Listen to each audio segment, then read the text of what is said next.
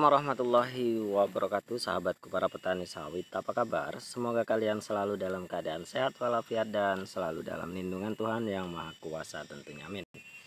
Teman-teman, kegiatan saya hari ini menyulam karena kemarin ada satu batang yang dimakan tikus.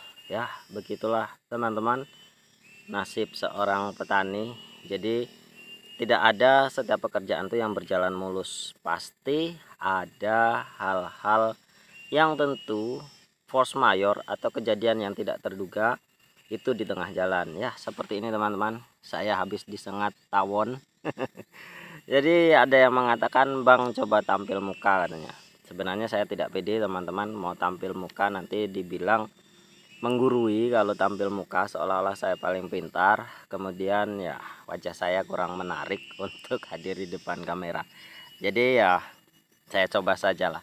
Jadi teman-teman, pada video kali ini saya akan sharing mengenai motivasi terbesar bagi seorang petani, terkhusus kita yang bertani kecil-kecilan yang tidak memiliki biaya yang cukup atau memiliki tanah yang luas, namun kita berusaha semaksimal mungkin dan berharap bahwa hasil nanti yang kita dapatkan itu akan bisa mensejahterakan keluarga.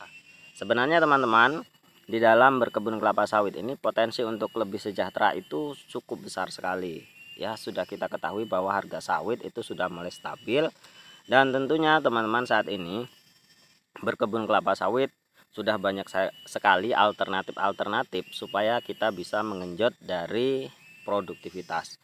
Maka dari itu kita sebagai petani sawit harus lumayan cukup rajin mencari informasi-informasi terbaru bagaimana tata kelola berkebun kelapa sawit yang benar.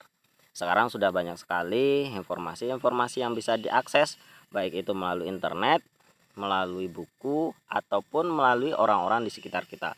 Jangan malu bertanya teman-teman, jangan malu untuk mencari tahu, dan yang terpenting jangan merasa sok pintar. Dengarkan dulu pendapat orang lain, lalu nanti kita sharing, kita saring, kemudian kita ambil mana yang terbaik. Kalau perlu dicoba semuanya dan kita bisa memilih mana yang terbaik. Itu teman-teman. Karena berkebun kelapa sawit ini bukan dalam jangka waktu yang pendek. Kita berkebun kelapa sawit ini untuk jangka waktu yang cukup panjang, karena sawit itu bisa mencapai umur 30-an tahun, hasil produktivitasnya seperti itu. Maka dari itu sering saya sampaikan bahwa di awal-awal penanaman kita harus mengenjot pertumbuhannya, karena sudah banyak buktinya sawit yang ditanam di awal itu dengan perawatan yang baik, maka dia hasilnya akan cukup baik dan bertahan cukup lama. Itu teman-teman, garis besarnya atau benang merahnya di sana. Nah, motivasi terbesar bagi petani sawit itu sebenarnya sangat sepele sekali. Ketika ada orang lain melihat kebun kita dan mengatakan bahwa kebun kamu sangat subur sekali, sangat baik sekali. Apalagi kalau dibandingkan dengan punya orang lain. Jadi kemarin itu saya dapat cerita dari teman, kebun saya ini benihnya belinya barengan, tanamnya juga barengan. Namun teman saya ini berkata, dia bukan yang punya kebun. Ya, dia kan sering bekerja tempat saya dan tempat tetangga saya itu. Dia bicaranya gini, batangnya masih mantap-mantap punya kamu Pak, katanya seperti itu. Nah, motivasi yang seperti inilah yang terkadang membuat kita itu lebih membara teman-teman dalam merawat kelapa sawit kita. Itu pasti akan terjadi. Nah, ketika sebaliknya ada orang yang mengatakan bahwa sawit kamu ini kurang ini, sawit kamu ini kurang ini. Nah, disanalah mental kita akan down. Dan itu sebenarnya bisa kita hindari dengan cara belajar dan terus belajar. Tentunya teman-teman, untuk mendapatkan hasil produktivitas yang cukup baik, kita memang perlu melakukan yang terbaik di awal-awal penanaman. Tentunya masalah benih selalu saya sampaikan bahwa pemilihan benih yang baik itu sangat-sangat harus wajib dilakukan.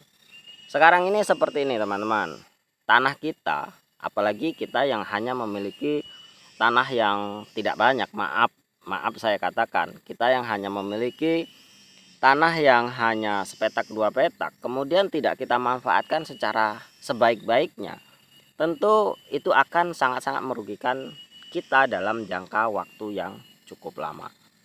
Nah, dengan seperti itu kita harus memang benar-benar pandai bagaimana memanfaatkan tanah kita itu supaya memang sawit kita itu bisa berproduktivitas lumayan cukup tinggi. Yang pertama, kita harus memperhatikan benih yang tepat. Sekarang sudah banyak sekali jenis-jenis varietas-varietas yang hadir, sudah dipromosikan juga sudah dikomersilkan. Para petani sudah bisa mengaksesnya, membelinya dengan cara yang cukup mudah, teman-teman. Kalian tinggal searching saja di Google. Misal kalian ingin membeli varietas PPKS atau Lonsum, cari saja di Google atau di YouTube bagaimana caranya order atau membeli benih kecambah yang kita inginkan. Sangat-sangat mudah itu, teman-teman. Jadi tidak harus bertanya bagaimana caranya, bisa enggak saya beli dengan Anda atau bagaimana, tidak perlu. Kalian bisa membelinya sendiri dengan cara kalian sendiri. Itu, teman-teman. Yang kedua, tentu masalah jarak tanam kita harus perhatikan, jangan terlalu serakah menurut saya, jangan juga terlalu naif. Maksudnya seperti apa? Kalau terlalu serakah, kita buat yang harusnya 9x9 kita buat 7x7 atau bahkan 6x6, 8x8 pun menurut saya sudah terlalu rapat. Kalau memang varietasnya pelepah sedang atau pelepah panjang, itu, teman-teman. Atau terlalu naif, kita buat 11x11 supaya buahnya lebih besar. Tidak perlu harus seperti itu. Kalau standarnya 9x9 ya kita kasih 9x9. Itu, teman-teman. Jadi sewajarnya saja. Kemudian masalah pembersihan gulma harus kita perhatikan, jangan sampai sawit kita itu terbengkalai. Sudah banyak orang-orang tanam sawit hanya tanam-tanam saja atau bahkan tanam di bawah batang karet yang tentunya nanti akan memperlambat dari hasil panen, dan itu tentunya akan sangat merugikan bagi kita. Kemudian masalah pemupukan, saya selalu sarankan disiplin dalam rotasi pemupukan, lakukan 1 bulan sekali. Kemudian meskipun dengan dosis yang kecil, lakukan serutin mungkin, teman-teman.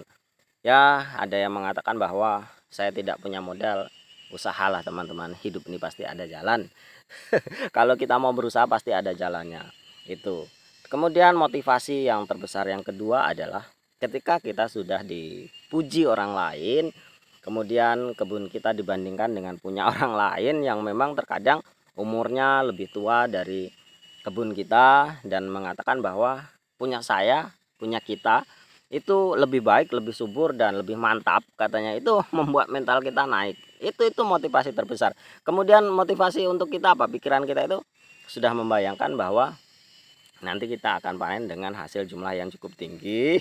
Kemudian kita bisa menabung, bisa beli yang kita inginkan, mobil, rumah, kemudian lahan baru dan lain sebagainya. Nah, motivasi itu sebagai endorfin, teman-teman. Ya, misalkan ya seperti dopamin lah kalau kita minum buat sakau. Nah, hayalan-hayalan sebenarnya bukan hayalan ya, impian. Karena kalau menghayal itu kan kita tidak memiliki sesuatu atau yang memang bisa menjadikan hayalan kita terwujud. Tapi ini impian bahwa sawit kita sudah tertanam dan kita tinggal merawatnya, dan bagaimana caranya kita membuat sawit kita itu berproduktivitas tinggi. Jadi menurut saya bukan hayalan sih, maaf teman-teman, bukan hayalan, tapi itu adalah impian yang tentu bisa terwujud dengan syarat bahwa memang kita memiliki manajemen pikiran serta manajemen keuangan yang baik. Jadi teman-teman, buatlah kebun kalian itu sebaik mungkin di awal-awal penanaman, kemudian nanti motivasi-motivasi itu akan tumbuh sendiri dengan hal sederhana. Misal kita datang ke kebun, kemudian melihat sawit yang sudah kita pupuk itu tumbuh subur, hijau dan besar, tentu kita akan lebih semangat ke kebun, dan itu membuat kita termotivasi untuk terus merawat sawit kita.